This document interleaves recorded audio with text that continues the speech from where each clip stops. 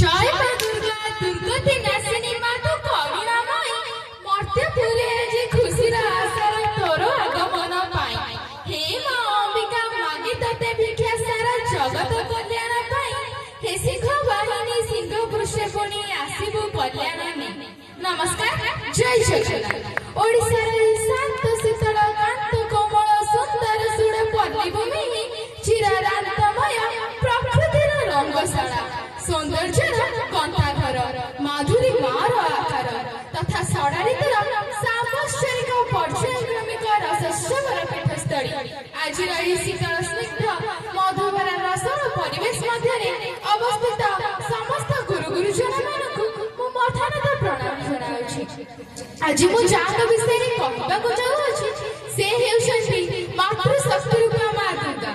ଯା ଦେବୀ ସର୍ବଭୂତେଷୁ ମାତୃରୂପେଣ ସଂସ୍ଥିତା ନମସ୍ତସ୍यै ନମସ୍ତସ୍यै ନମସ୍ତସ୍यै ନମୋ ନମଃ ଶୁଭ୍ର ଶରତର ସୁନୀଳ ଆକାଶ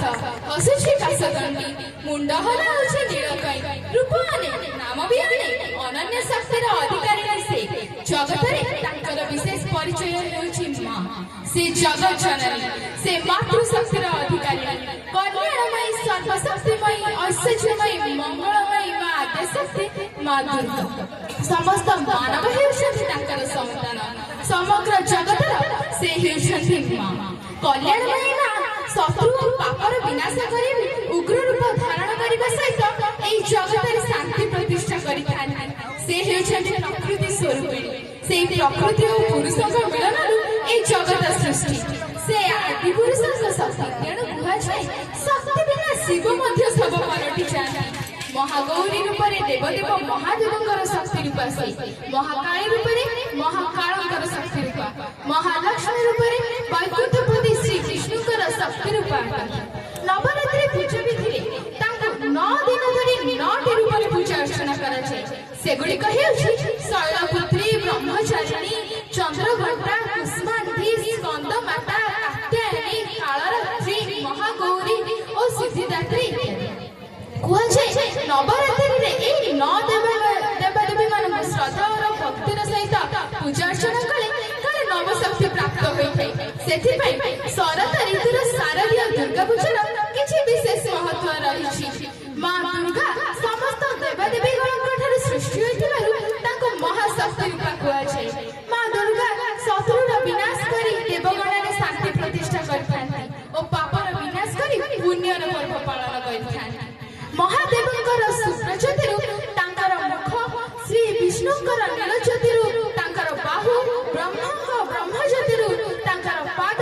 ସୂର୍ଯ୍ୟଙ୍କ ତେଜରୁ ତାଙ୍କର ହସ୍ତାଙ୍ଗୁଳି ଅଷ୍ଟବସୁଙ୍କ ତେଜରୁ ତାଙ୍କର ପାଦାଙ୍ଗୁଳି ଅଗ୍ନିଙ୍କ ତେଜରୁ ତାଙ୍କର ତ୍ରିନେତ୍ର ଓ ଜୀବ ସୃଷ୍ଟି ହୋଇଥିଲା ତାଙ୍କର ସୌନ୍ଦର୍ଯ୍ୟ ବର୍ଦ୍ଧନ କରିବା ପାଇଁ ସମସ୍ତ ଦେବାଦେବୀ ଗଣ ତାଙ୍କୁ ଅଳଙ୍କାର ପ୍ରଦାନ କରିବା ସହିତ ନିଜ ଆୟୁରୁ ଅବିକଳ ସୃଷ୍ଟି କରି ତାଙ୍କୁ ଦେଇଥିଲେ ଯେପରି ମହିଷାସୁରକୁ ବଧ କରିବା ସମୟରେ ତାଙ୍କର ଅଙ୍ଗ ପ୍ରତ୍ୟଙ୍ଗରେ କୌଣସି ଆଘାତ ନ ଲାଗେ ସେଥିପାଇଁ ସେ ସମସ୍ତ ଦେବାଦେବୀଗଣ ତାଙ୍କର ସମସ୍ତ ଅଙ୍ଗରେ ଅବସ୍ଥାନ କରିଥିଲେ ଦେବୀ ଭାଗବତରେ ମହିଷାର ମର୍ଦ୍ଦିନୀ ମା ଦୁର୍ଗା ସହସ୍ରଭୁଜ ଓ ସହସ୍ର ନୟନ ରୂପେ ବର୍ଣ୍ଣିତା ସହସ୍ର ନୟନ ରୂପା ସହସ୍ରଭୁଜ ସମ୍ପୂର୍ଣ୍ଣ ସହସ୍ର ବନ୍ଦନ ରମ୍ୟା ଭାତି ଦୂରଦର୍ଶିନୀ ପ୍ରକୃତରେ ଦେବୀଙ୍କର ସମରକାଳୀନ ରୂପ ଅତ୍ୟନ୍ତ ଭୟଙ୍କର ଅନନ୍ତ ମସ୍ତକ ଅନନ୍ତ ଚକ୍ଷୁ ଅନନ୍ତ ବାହୁ ଓ ଅନନ୍ତ ପଦଯୁକ୍ତ ହୋଇଥାନ୍ତି ସେ